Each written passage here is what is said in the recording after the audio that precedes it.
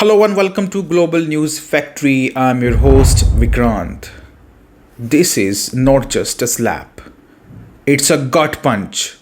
Zelenskyy begged the West to notice that Russia rained down 2,800 drones, 3,000 bombs, and 140 missiles just in June. That is a full blown tech driven blitz. And yet, what did the US do in response? They packed up the most critical component of Ukraine's air defense, the specialized fuses used in surface to air missile systems, and shipped them to the Middle East.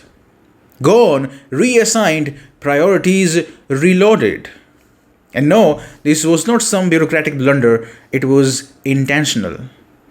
Pentagon's Pete Hegseth openly confessed to it during a recent interview when asked if the US moved its drone countering tech away from Ukraine. He did not flinch. Yes, we did, he said. Why? Because, brace yourself, he said, it's a different landscape in defense these days.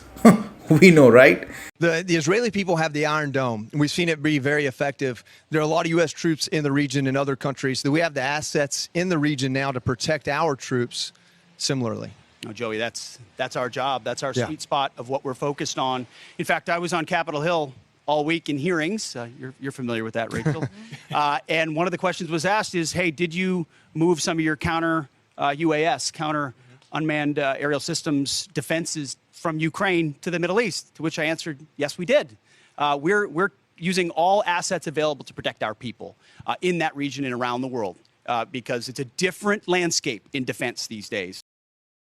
That is diplomatic speak for Ukraine is not our top priority anymore. Let's be clear, these were not just spare parts lying around.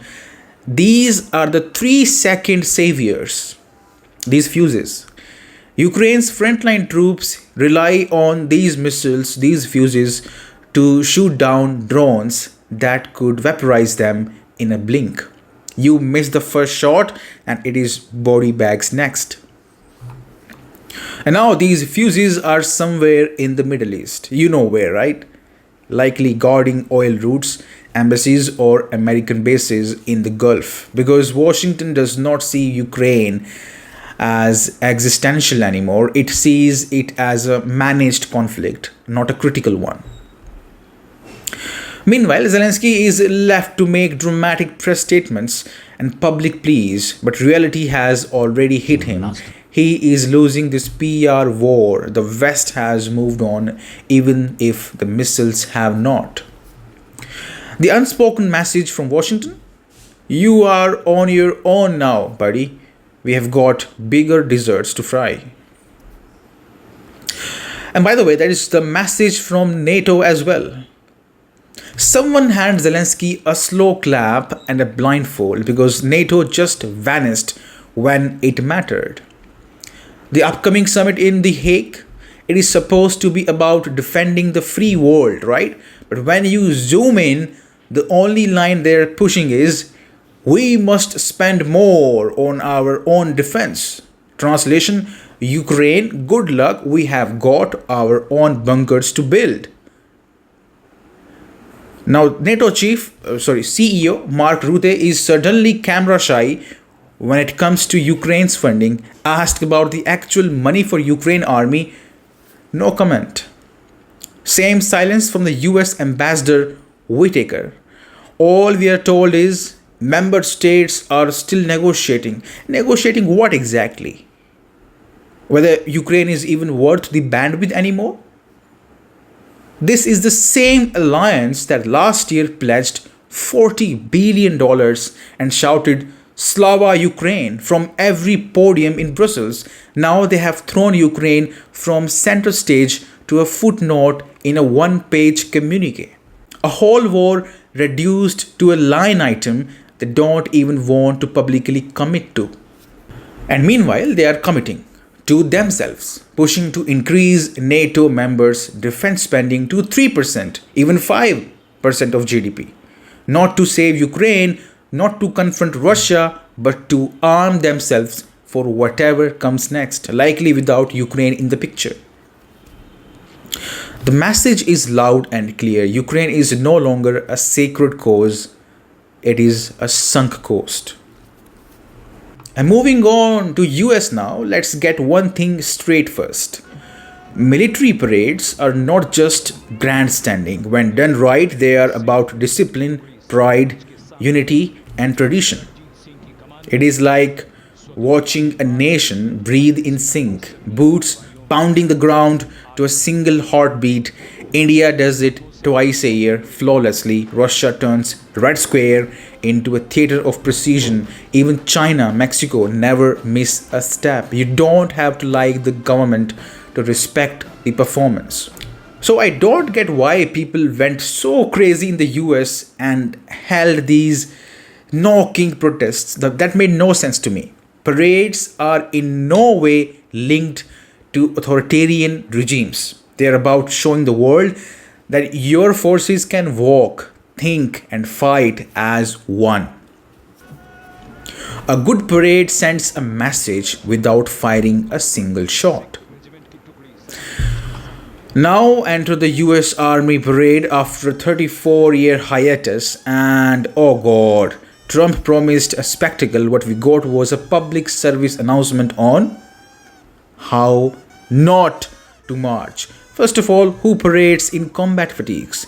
That is for the field, not for the front row of your country's pride show.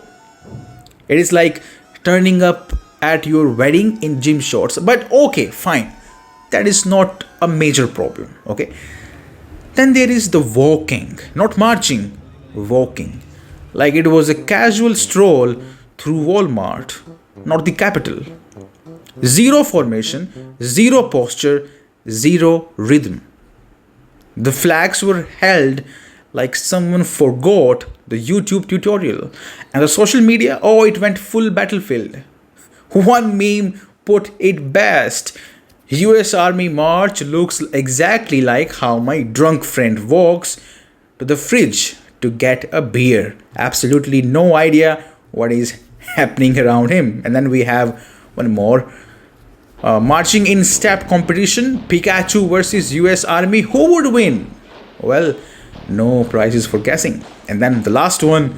Why is the US Army marching like retired servants walking in the park? Ouch, but also accurate.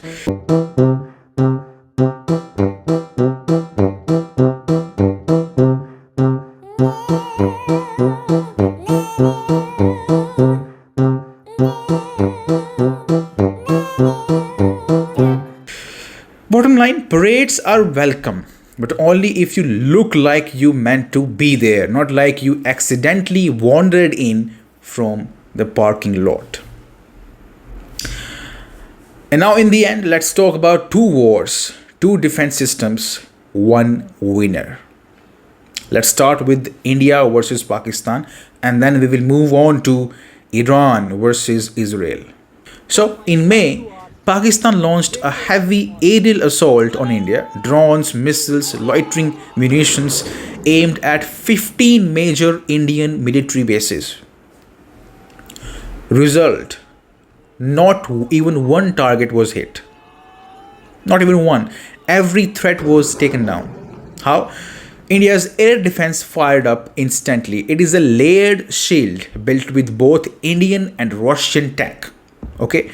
So we have S-400 Triumph system, which is of course Russian. It kills up to 400 kilometers away. High altitude, low altitude, cruise missiles, drones, does not matter. It locks, tracks, and destroys. Then we have Akash missile system, which is indigenous. It is perfect for low-flying targets.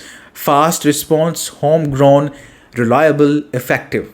And then we have anti-drone systems, jammers and direct counter UAS weapons knocked out Pakistani drones mid-air.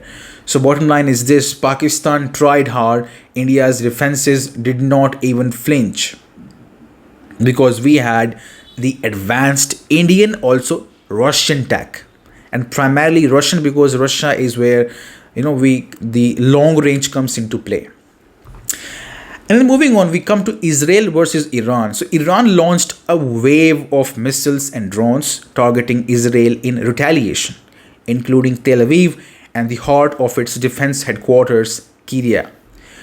Result, multiple missile hits.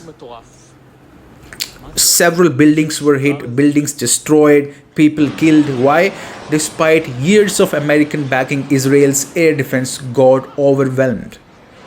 Iron Dome, which is great for short-range rockets, but useless against big, fast ballistic missiles. David's sling and arrow systems are there, built for long-range threats. Some worked, some did not.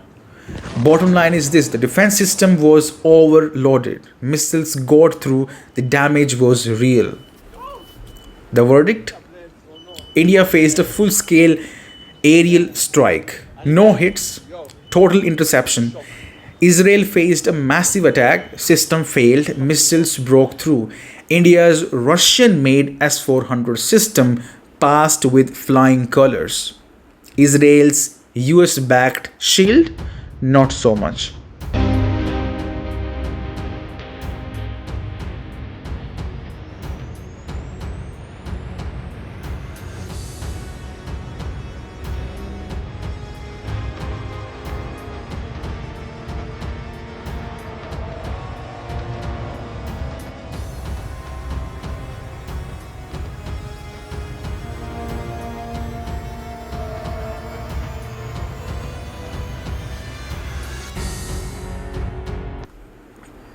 So why we discussed this whole scenario, like India versus Pakistan, Iran versus Israel?